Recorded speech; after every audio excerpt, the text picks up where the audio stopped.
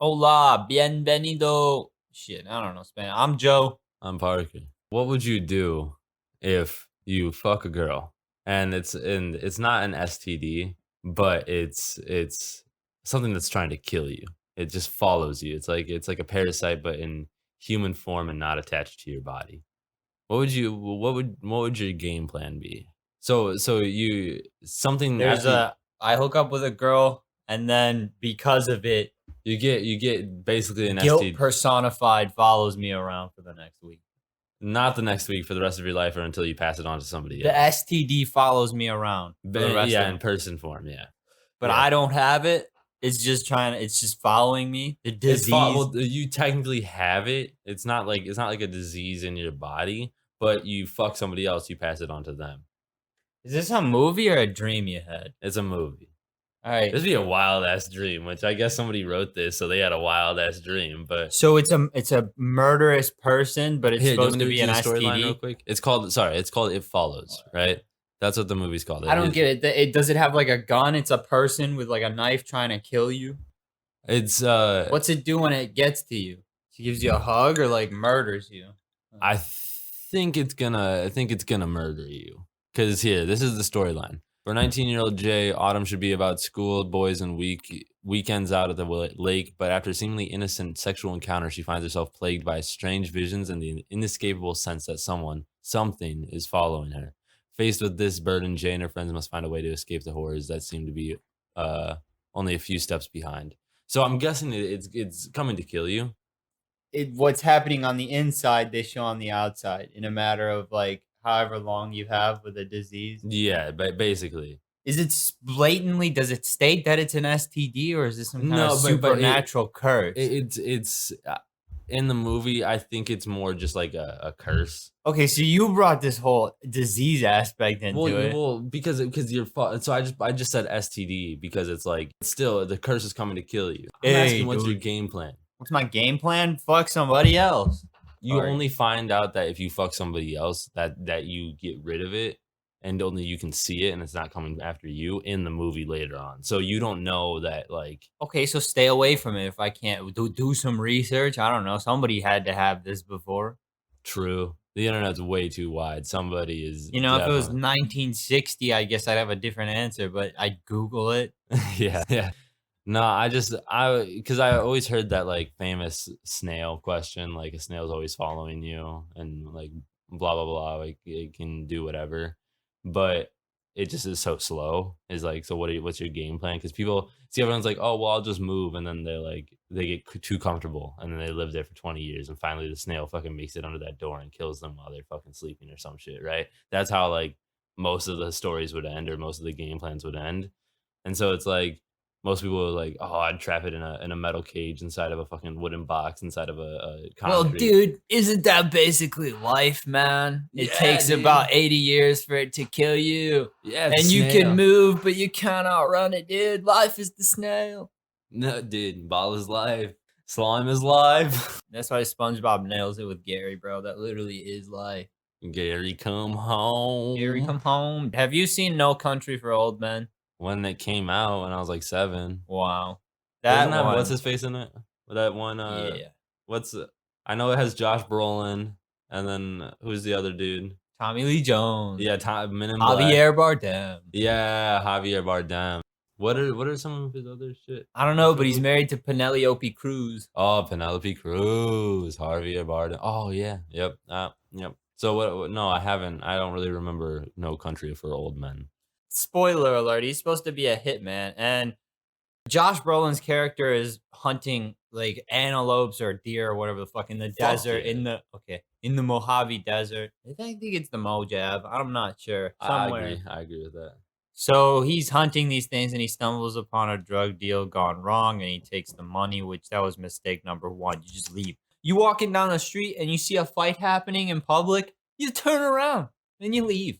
Okay. Yeah, unless it's somebody you know. Yeah, you see 3 dudes about to stab somebody, you find a corner and call the police, okay? Because you're only gonna get yourself killed. All right, don't Yeah. be superhero. And that helps no one. Anyway, Javier Bardem's his hitman, and He's tasked with going after Josh Brolin's character to get this money back. Hey, that's Hey, dangerous. Josh Brolin is Thanos, bro. oh, right, right, snap. Tommy Lee Jones is a sheriff in this small town, and it's all this. I'm not gonna go through the whole movie.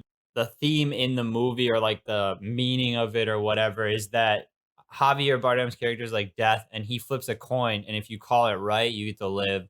If you call it wrong, he kills you, and if you refuse to play, he kills you. It's automatically losing. So that's kind of like life. If you decide to take the safe routes and everything, That it you won't enjoy it. yeah, that's basically you automatically losing.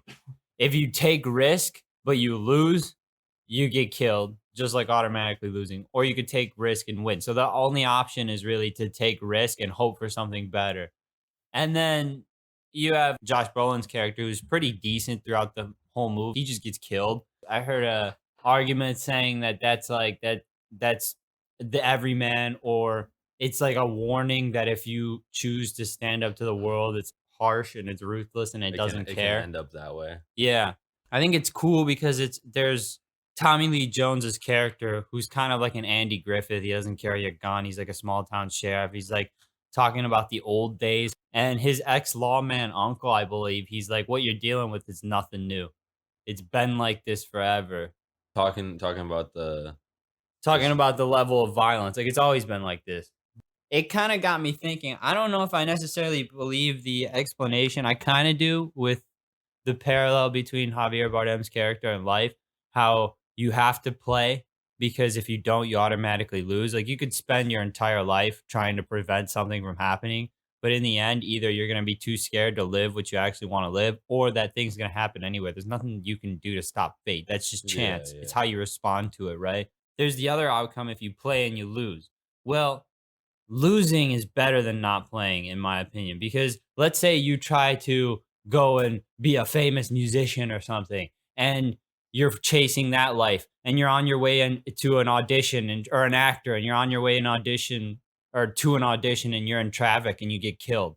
Well, you didn't realize your dream. None of that happened. But you could argue that if you were following what you want to do, being in traffic and getting killed going to an audition or doing what you want to do is better than being in traffic going to a job as whatever else that you don't want to do, a top lawyer or a doctor or something. You Because know what I mean? at least you're happy in that moment.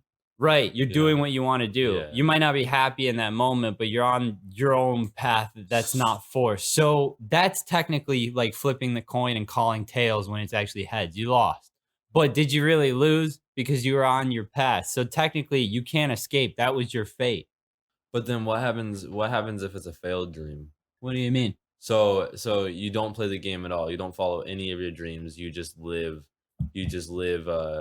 like You'll pay. You live in that. You'll you be basically live in depressed. your You'll have mom's. Yeah. regrets. Yeah, yeah. So That's that's the not way you playing pay. that's not playing the game. That's not playing the And then game. you play the game, you flip it, and you lose, right? Yeah. You get tails when it's heads. And so you the explanation you explained was you're acting, you go into an audition, and you die in a car crash. What happens if you're acting and you never make it as an actor?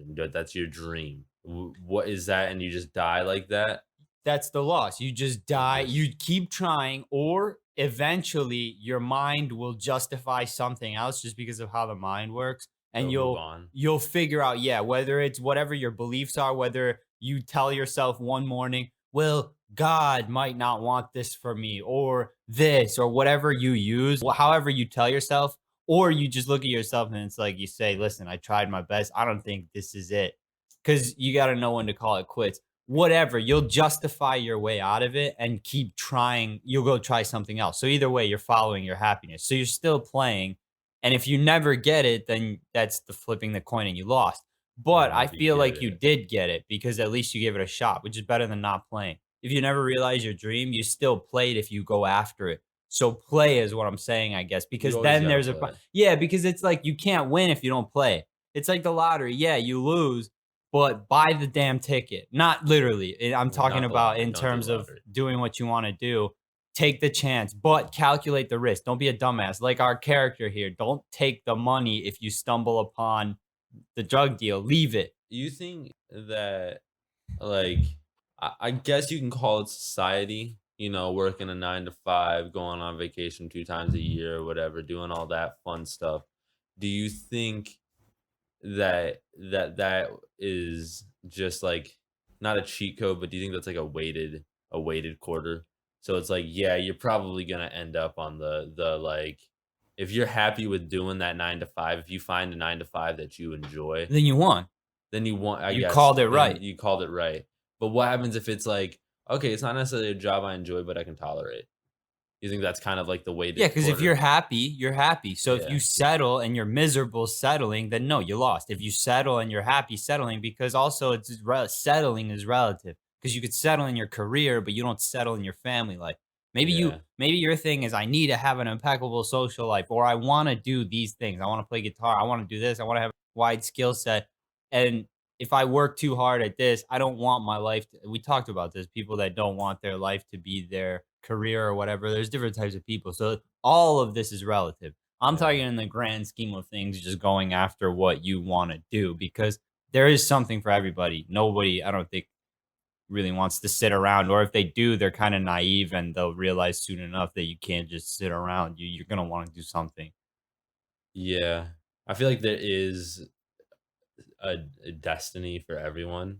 You are going to end up enjoying something that you do, but I feel like a lot of people have trouble trying to find that, trying to even articulate what the happiness is because they can be at that 9 to 5 job in an office working however much, making a decent living, going home and doing whatever. And they're like, "Oh yeah, I'm happy," but then it might finally hit them. You know what I'm saying? Yeah. It's Well, when the it hits them, you reposition. So if they were happy for a while, like that's what I'm saying. There's plenty of rock stars. There's plenty of football players that retire early and they go do something else because they're Yeah, done with that. You just keep following your happiness. That's what leads you to your destiny. That's what you're talking about. It's basically your happiness. Now, it's not happiness like 24/7 happiness. It's happiness to where you're content with the work you do. So it means something to you. because it's like kind of if there can't be any light without dark, you Yeah, but know? we're talking like 12 people in the world know this. I think most people, I would argue, follow it Yeah, because the humans, people aren't just going to sit there and take it. So they they have might ambitions. for like 20 years, they might for 25 years, they might do it for 30 years, but eventually they'll snap and they'll start pulling their own. They'll be like, all right, not this, I can't do this anymore. I can't be this person. It makes sense. I mean, what you're saying, that's what settling is that they don't shift, they don't change anything. They get not that they get too comfortable because it's like comfortability isn't necessarily a bad thing because like you're saying earlier, like they work their job, but they excel in their family life or whatever, or their social life. They work on that aspect, and I think that if you do that, then necessarily it isn't a bad thing. But if you kind of settle in all areas of your life, you have one kid and you want another one, not necessarily like not that the first kid is bad or anything. You love that kid to death, but you still want two kids. I think more people are thinking deeper than we think, especially nowadays. Yes, yeah, but and then I think where it differentiates now is where what you want to fall into, and I think how like is a cliche because it doesn't work or because it works or because it's true. And so is it like do most people fall into the going to college and majoring in what you like category? Probably.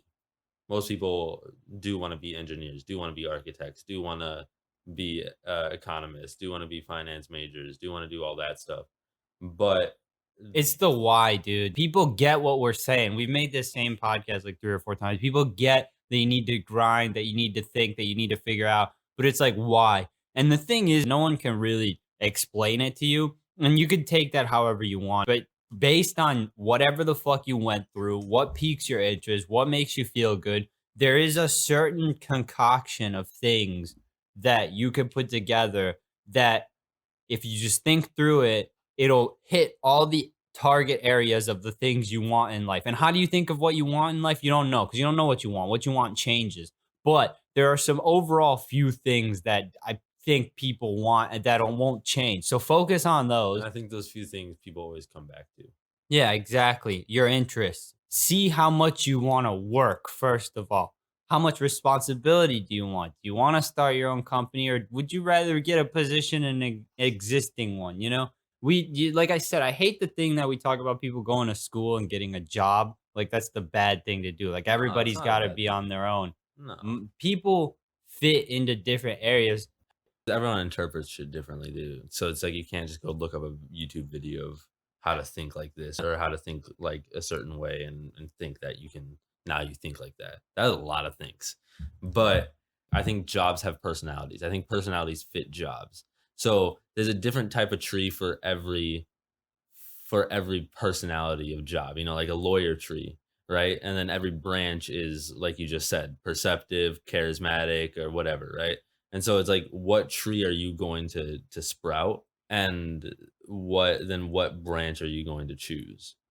And confidence is key, but also experiences. I think we've had enough experiences. We've quit enough jobs and been to enough and met like more than enough new people, and we have made connections. So it's like test yourself, see what you can manage and what you can tolerate, and how you will react to situations. That just kind of applies in general because it's what your favorite or what interests you the most. But also that could be like, yeah, video games interest me the most, but I not video games, fucking recording music interests me the most, but video editing I excel the best at. So it's like People are starting to try to make one of their hobbies their career. That's what we have to go back to. Like I feel like that's what you instead did in the of old days, right? I mean, people would farm and shit, right? But they all had their little thing that they would do on the side. well, it's like it's instead of it's always people were getting jobs to pay for their hobbies, and now people are trying to make their hobbies pay for their lives. So, you know, it's like so because they're going to the job to pay for their hobbies, and then their hobbies were their lives. And now it's they wanna make their hobbies get them money to enjoy their lives and completely, you know, because hobbies are part of their lives, and that's not a burden. I think the Or problem might have been that some people's hobbies at the time in the past, they were so outlandish yeah, outlandish, but also not needed in terms of survival. society That the survival. only ones that really thrived were the ones that had a knack for war and that were intelligent and that had a thing Human for survival, diplomacy. yeah. Yeah. So now we're seeing all these cool things that can be done when all that shit is secure. Because You know, everyone needs when your survival. freedoms are secured. Yeah, when you're in a comfortable environment. Now let's see what people come up with. And I think now more than ever, you're seeing like the rise of all these new weird TikTok, you know? What good was a dancer in Viking times? You know what I Yeah, mean? yeah. Like, yeah, entertainment, you could definitely make some money. I'm not saying like they You were, probably but you live see off what of I'm saying? dancing, Like, but compare it, a high value would be a warrior back then. Now it's like, yeah, that's great, but like, there's also but a people need musician, to this, mentally that. survive now, and that's what art is, that's what Yeah. music is, that's what all that is. Do you think kinda going back to, like, way at the beginning of this conversation, you said, like, some people just wanna join an existing thing, or not necessarily, like, join an existing thing, like, that's what they're made for, but they'd rather focus on other things, and some people wanna start a business or do entrepreneurship.